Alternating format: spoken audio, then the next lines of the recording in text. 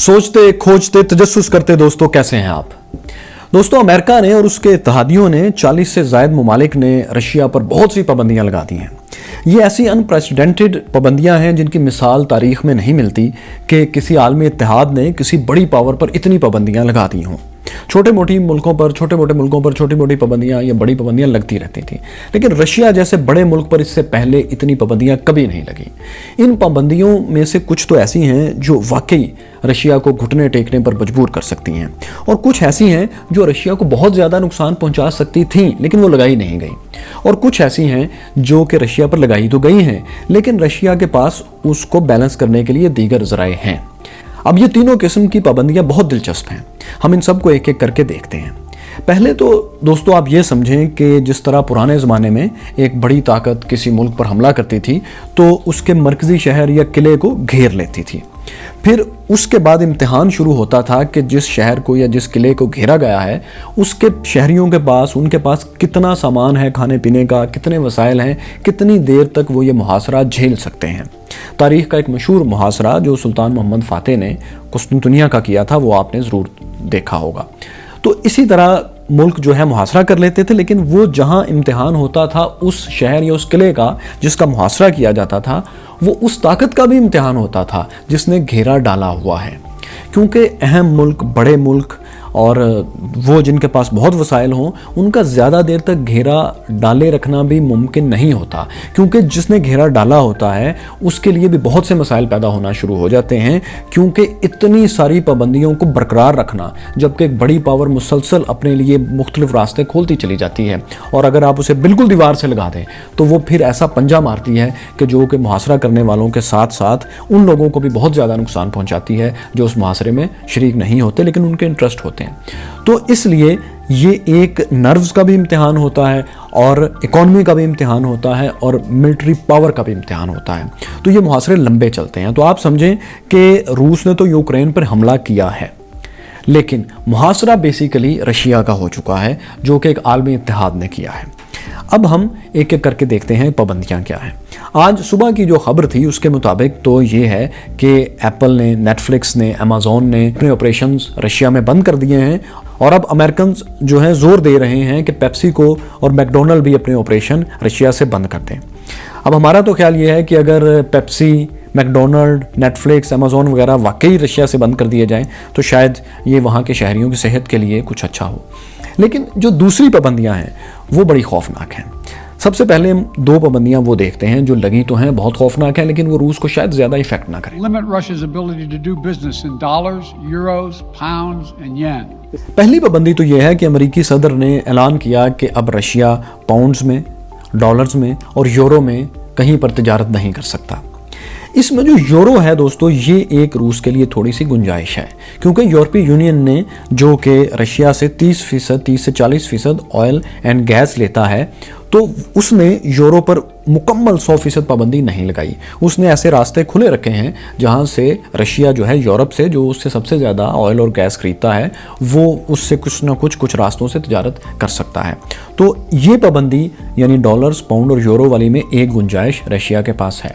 दूसरी पाबंदी जिसका रशिया मुकाबला कर सकता है वो ये है कि आलमी इत्तेहाद ने रशिया को स्विफ्ट जो एक बैंकिंग सिस्टम है ट्रांसफ़र का, पेमेंट्स ट्रांसफ़र का, उससे निकाल दिया है। इसमें होता यह है कि बड़ी बड़ी कंपनीज और मुल्क जो लाखों डॉलर का, करोड़ों डॉलर का, अरबों डॉलर्स का रोज़ाना बिजनेस करते हैं, उसमें पैसे बाकायदा ट्रांसफ़र होने में, कन्फर्मेशन में, इन चीज़ों में वक्त लगता है। तो उसके लिए एक सिस्टम बना के टेलीकम्युनिकेशन का कि जस्ट एक मैसेज के ज़रिए एक जगह से दूसरी जगह पैसे ट्रांसफ़र कर दिए जाए। तो मैसेज के ज़रिए ये सिस्टम चलता है जिसमें ट्रस्ट किया जाता है कि जो मैसेज भेजा गया है उसका मतलब है कि पैसे ट्रांसफ़र हो गए। तो पूरी दुनिया के बड़े बड़े मुल्क और बड़ी बड़ी कंपनीज इसी सिस्टम से ट्रांसफ़र करते हैं।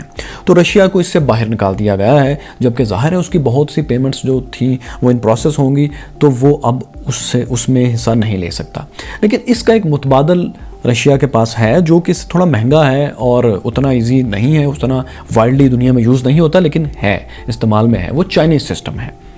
ये चाइनीज़ सिस्टम जो है ये CIPS यानी cross border internet payment system है। तो रशिया अब इस चाइनीज़ सिस्टम के ज़रिए अपनी इंटरनेशनल तिजारत, इंटरनेशनल ट्रेडिंग कर सकता है। तो ये वो दो पाबंदियां हैं जिनमें थोड़ा बहुत रूस के पास मार्जिन है।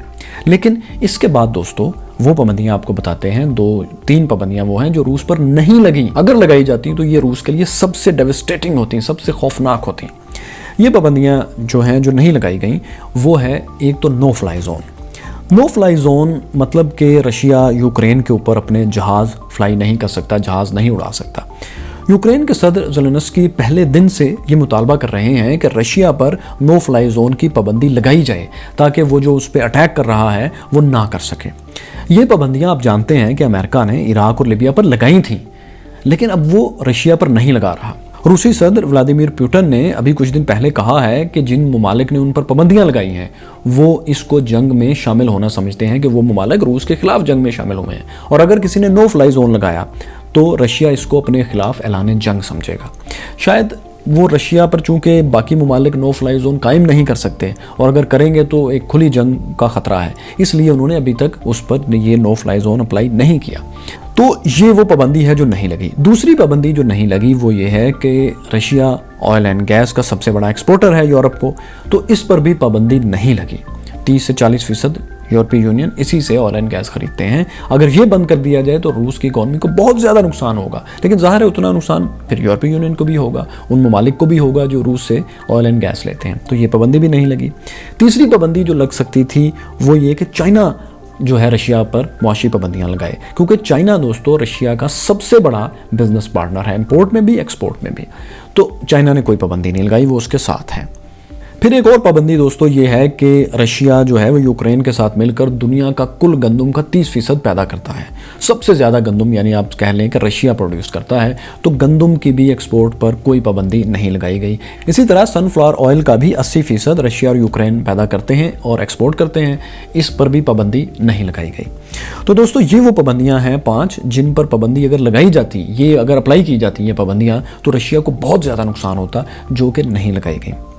अब आते हैं असल मौजू की तरफ कि वो क्या पाबंदियां हैं जो लग चुकी हैं और वो रूस को घुटने टेकने पर मजबूर भी कर सकती हैं। सबसे अहम पाबंदी जो लगी है वो ये कि अमेरिका और यूरोप के ममालिक में रशिया के एसेट्स, इसके सेंट्रल बैंक समेत बड़े बड़े बैंकों के एसेट्स फ्रीज कर दिए गए। रशिया के पास ज़र मुबादला के 630 से 643 630 बिलियन से 643 बिलियन डॉलर्स के ज़खायर थे, लेकिन इनको अब इनमें से बड़ा हिस्सा तो रशिया से बाहर था, अमेरिका में, यूरोपियन ममालिक में, स्विट्ज़रलैंड में, तो उसको फ्रीज कर दिया गया है। ये बहुत सख्त पाबंदी है, वो इसलिए कि जब 2014 में रशिया ने क्रीमिया पे हमला किया था तो उस वक्त इस पे जो पाबंदियां लगी उसमें इसने सीखा था कि मेरे पास रिजर्व बहुत ज़्यादा तादाद में डॉलर्स में होने चाहिए, ताकि अगर दोबारा पाबंदियां लगें तो मैं वो डॉलर्स मार्केट में फेंक कर अपनी इकॉनमी को स्टेबल कर सकूं। लेकिन अब जो पाबंदियां लगी हैं इसकी वजह से जो इसके एसेट्स फ्रीज कर दिए गए हैं, रूबल जो कि रूसी करेंसी है वो $1 तो दूर की बात, एक US सेंट से भी नीचे आ चुका है, इतना कम। इसकी इकोनॉमी 20 से 25% तक इसकी करेंसी की वैल्यू गिर चुकी है।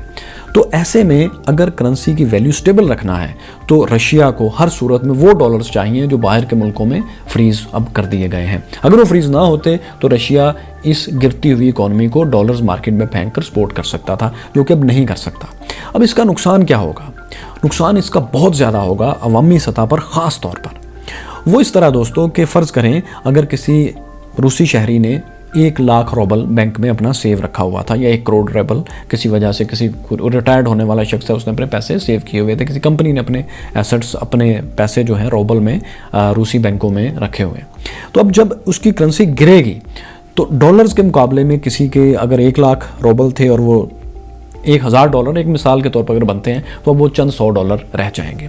तो एक शख्स जिसके पैसे रूबल में बैंकों में पड़े हैं वो पड़े पड़े ही डी वैल्यू हो जाएंगे, मट्टी हो जाएंगे। तो ये इतना बड़ा शहरियों के लिए नुकसान है, लेकिन ये सिर्फ शहरियों के लिए नुकसान है।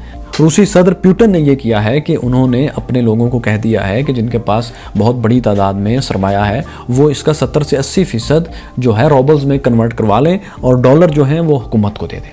अब ये होगा कि रूस का जो सेंट्रल बैंक है उसके पास डॉलर्स तो आ जाएंगे बड़ी तादाद में, लेकिन वो आम लोग जिन्होंने अपने पैसे बचा के संभाल के जमा पूंजी रखी हुई थी, जैसे यहाँ लोग बड़ी बड़ी कमेटियाँ डाल लेते हैं, या कोई उनके पास प्राइस बॉन्ड होता है, या उनकी जमा की हुई रकम होती है, या कुछ बेच के कुछ पैसे उन्होंने रिजर्व किए होते हैं फॉर रेनी डेज, बुरे वक्त के लिए, तो वो सब जो है डॉलर्स में अगर थे तो ज़ाहिर उनकी वैल्यू सेम रहेगी। अब रोबल्स में चूंकि उसकी तो रोबल की तो वैल्यू गिर रही है, तो वो उनके पास जितना भी पैसा है अगर वो डॉलर बैंक को दे के वो अपने पास रोबल रखते हैं तो उसकी कोई वैल्यू नहीं होगी, मट्टी हो जाएंगे। तो लेकिन ये वो प्यूटन जोर दे रहे हैं, प्रेशर डाल रहे हैं और ज़ाहिर है वो एक डिक्टेटर की तरह अपने फैसलों पर अमल दरामद करवाते हैं, तो इस पर अमल करवाएंगे, लेकिन इसका नुकसान किसको होगा? आम आदमी को। तो ये बहरहाल एक नुकसान है जो रशिया को हो रहा है एसेट्स फ्रीज करने की वजह से। जो इंटरनेशनल बैंकों ने अमेरिका और यूरोप में उनके एसेट्स फ्रीज कर लिए, इसका उनको नुकसान हो रहा है। फिर चूंकि करेंसी गिर रही है तो और एप्पल और अमेजोन और माइक्रोसॉफ्ट और बड़ी बड़ी कंपनीज रशिया में ऑपरेशन बंद कर रही हैं, तो इससे हज़ारों लोगों का बेरोज़गारी का सैलाब आ रहा है, जिसकी वजह से वो मुजाहरीन जो हज़ारों की तादाद में प्यूटन के ख़िलाफ़ पहले ही मुजाहरे कर रहे हैं, सड़कों पर हैं और रूसी फोर्स उन्हें पूरी ताकत से कुचल रही है, इन मुजाहरीन में इजाफा होगा क्योंकि बेरोज़गारी होगी, लोगों को नौकरियों से निकाला जाएगा, तो ज़ाहिर ये फिर सड़कों पे आएंगे। पैसे जो थोड़े बहुत जमा पूंजी थी उसकी वैल्यू वैसे ही ख़त्म हो गई, बहुत ही कम हो गई, तो अब उनके पास कोई चारा नहीं होगा कि वो सड़कों पर आएँ और वो अपोजिशन जिसको प्यूटन जेल में डाल चुके हैं वो जेलों में बैठी बैठी ताकतवर होना शुरू हो जाएगी। यानी बैंकों में पड़ी हुई करेंसी डीवैल्यू होना शुरू हो जाएगी और प्यूटन के मुखालफिन जेलों में पड़े पड़े उनकी वैल्यू अप होना शुरू हो जाएगी और प्यूटन के लिए हुकूमत करना हर गुजरते दिन के साथ इस जंग को जारी रखने की सूरत में मुश्किल होता जाएगा। तो ये भी एक ऐसी पाबंदी है कि इंटरनेशनल कंपनीज वहाँ से जा रही हैं जो प्यूटन को बुरी तरह हर्ट करेंगी और कर रही हैं। अगर ये कायम रही तो इसके इम्प्लीकेशन पूरे रूस पर अवामी सतह पर बहुत ही ज़्यादा होंगे। तीसरी बहुत ही अहम पाबंदी, बहुत ही खौफनाक पाबंदी जो रशिया के लिए बहुत खौफनाक है, एक नाइटमेयर है, वो ये है कि रूसी एयरलाइंस को बाकी मुल्कों में लैंडिंग की, परवाज़ की इजाज़त नहीं दी गई, उन पर पाबंदी लगा दी गई है। अब ये है कि रशिया ने भी उन ममालिक की अपने मुल्क में परवाज़ों पर पाबंदी लगा दी है। यूरोप और अमेरिका से ही सबसे ज़्यादा सयाह आते थे रशिया में। अब ये है कि रशिया की जो इकॉनमी है उसका तकरीबन 15 से 17%, 15 to 17% जो है टूरिज़्म पर बेस करता है। पिछले सालों का आप अगर ग्राफ देखें तो 5, 6 और 2.5 ट्रिलियन रूबल्स तक जो रशिया की इकॉनमी थी वो टूरिज़्म पर बेस करती थी। बाहर से लोग आते हैं, यहाँ पैसे खर्च करते हैं, यहाँ से भी लोग बाहर जाते हैं, फिर कुछ वहाँ जाके पैसे खर्च करते हैं, कुछ लेके आते हैं, कोई कारोबार करते हैं। 116 बिलियनियर हैं रशिया में और पूरी दुनिया से टूरिस्ट जो है रशिया में आया करता है। तो ये जो 2 to 6 ट्रिलियन डॉलर्स की इकॉनमी पिछले कुछ सालों में उसकी थी, अब ये तो हो गई ज़ीरो, क्योंकि जंग की वजह से तो अब वैसे ही लोग नहीं आएंगे और ऊपर से पाबंदियां लगने की वजह से जब तक पाबंदियां उठ नहीं जाती तो ना कोई आएगा ना कोई जाएगा। तो ये ट्रिलियन ऑफ रूबल्स का नुकसान तो उसको यकलख्त हो गया।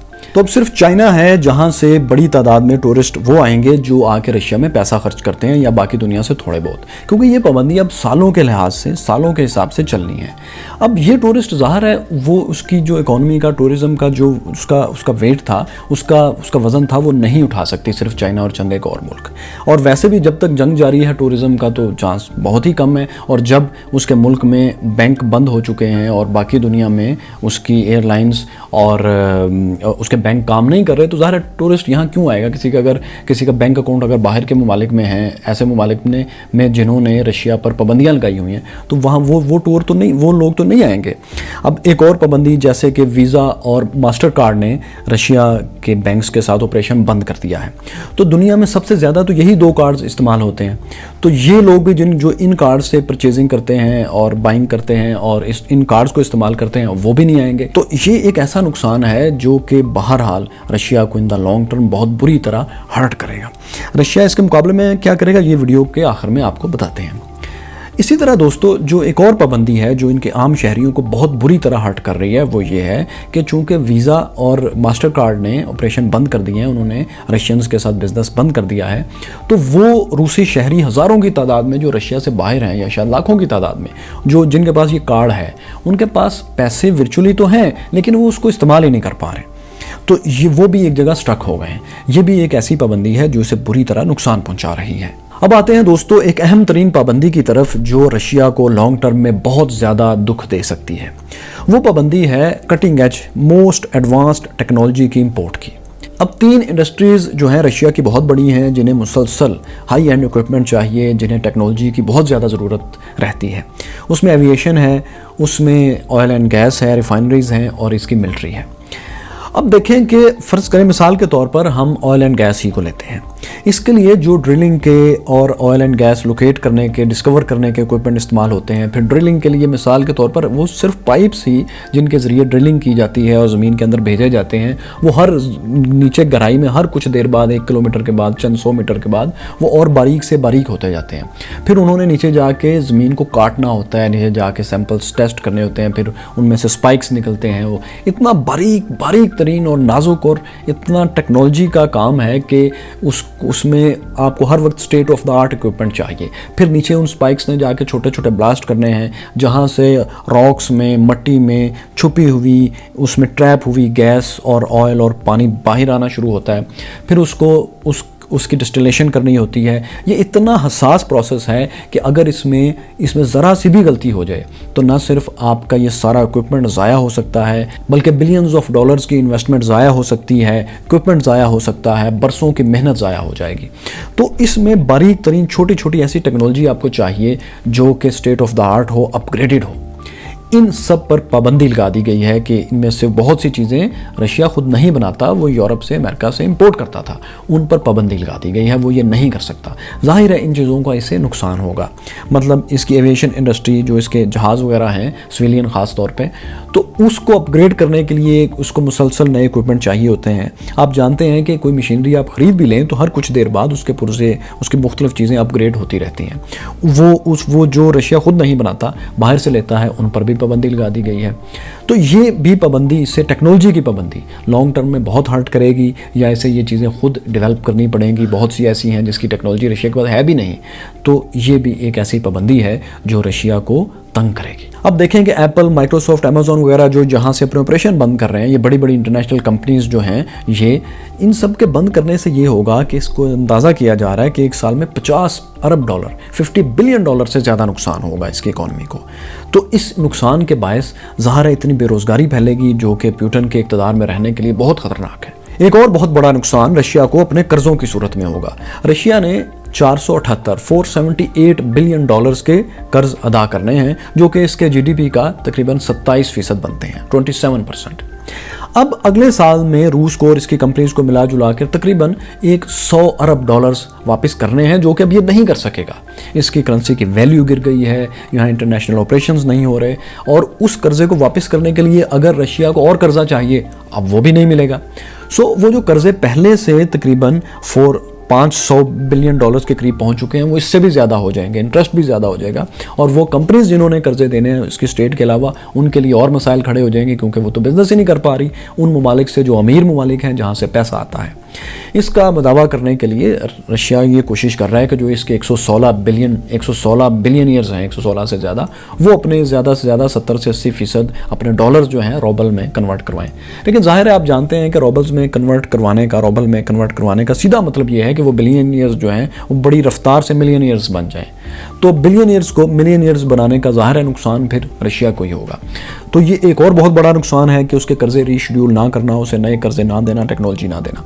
तो ये भी वो दोस्तों वो बात है, वो पाबंदी है जो रशिया को बुरी तरह हर्ट करेगी। तो दोस्तों ये वो सब पाबंदियां हैं जो रूस पर लगी हैं, और रूस इनसे बहुत ज़्यादा मुतासिर होगा। लेकिन आपके जहन में ये ज़रूर आना चाहिए कि क्या पुतिन और उनकी इंतज़ामिया इन पाबंदियों के लिए तैयार नहीं थी? बिल्कुल तैयार थी। 2014 में क्रीमिया पर कब्जे के बाद जब इस तरह की पाबंदियां लगी थी तो उन्होंने इसकी पूरी तैयारी की थी, लेकिन उनको भी अंदाज़ा नहीं था कि इस पैमाने पर पाबंदियां लगेंगी, कि उनके तमाम एसेट्स फ्रीज कर दिए जाएंगे। उसी से बचने के लिए तो उन्होंने 630 बिलियन डॉलर्स के रिजर्व जमा किए थे, जो कि उस वक्त इससे बहुत कम थे, 300 से भी कम थे। तो उस वक्त को सीख कर जो इन्होंने किया था, जो जिस किस्म की पाबंदियां लगाई हैं इन्होंने, वो उस सीखे हुए को उलट दिया गया है।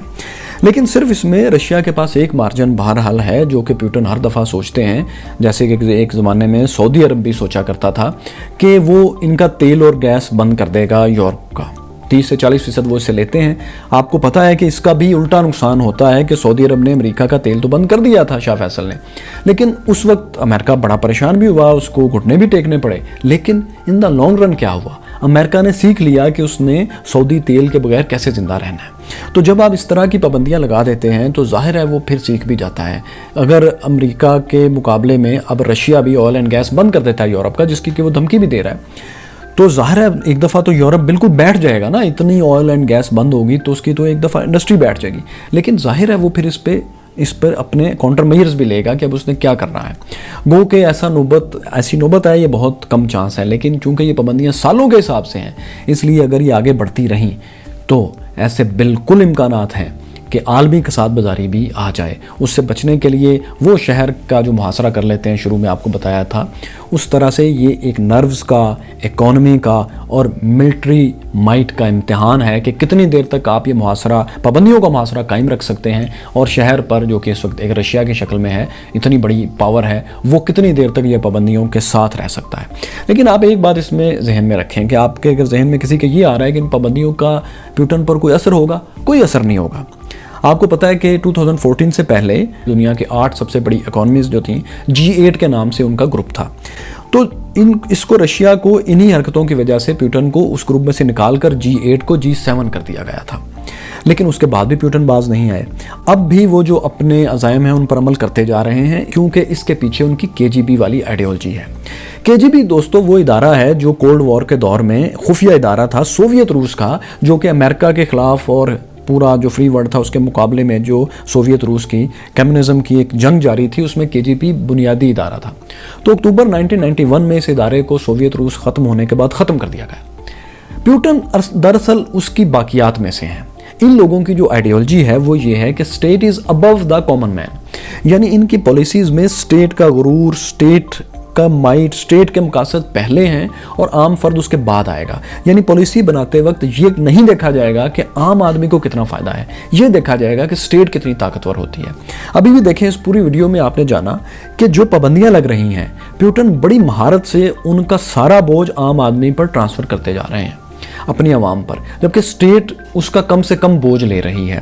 तो ये जो स्टेट होती है ना, ऐसी स्टेट नॉट फॉर पीपल, वो आम लोगों के लिए नहीं होती, बल्कि लोग उसके लिए होते हैं। तो ये उनकी आइडियोलॉजी है। आप इससे इत्तेफाक कर सकते हैं, इख्तलाफ कर सकते हैं, लेकिन ये आइडियोलॉजी है। इस आइडियोलॉजी पर चलने वाले लोग, इस आइडियोलॉजी पर चलने वाले डिक्टेटर्स के जो माइंडसेट होते हैं वो इतनी जल्दी हार नहीं मानते, वो जब तक कि उनके खिलाफ रजीम चेंज ना हो जाए। तो जो मेरा तज्जिया है वो ये है कि यूरोपीय यूनियन और अमेरिका के लिए विन सिचुएशन सिर्फ उस वक्त आएगी जब वो अवाम को, रशियन अवाम को इतना इन पाबंदियों से तंग कर देंगे कि वो खड़े होकर प्यूटन को बेदखल करने के लिए तैयार हो जाएंगे और एक रजीम चेंज होगी जो कि फिर यूरोप और अमेरिका से डील कर सके। क्योंकि ये जंग और ये पाबंदियां अब एक लंबी चलने वाली गेम है, इतनी जल्दी ख़त्म नहीं होंगी। दोस्तों, ये पाबंदियां लगने से पहले प्यूटन ने जब हमला किया यूक्रेन पे, तो उसके मोटिव्स क्या थे, ये हम आपको इस वीडियो में बता चुके हैं, ये आप ज़रूर देखें। और 4th वर्ल्ड वॉर, लोग कहते हैं कि तीसरी आलमी जंग छिड़ जाएगी, हम तो 4th वर्ल्ड वॉर की बात करते हैं, वो भी आप यहाँ देख सकते हैं। फिर प्यूटन दोस्तों इतने ताकतवर कैसे हो गए कि 99 में जब ये वज़ीर आज़म बने, इन्हें जानता ही कोई नहीं था। इस पर हम अगले वीडियो में बात करेंगे।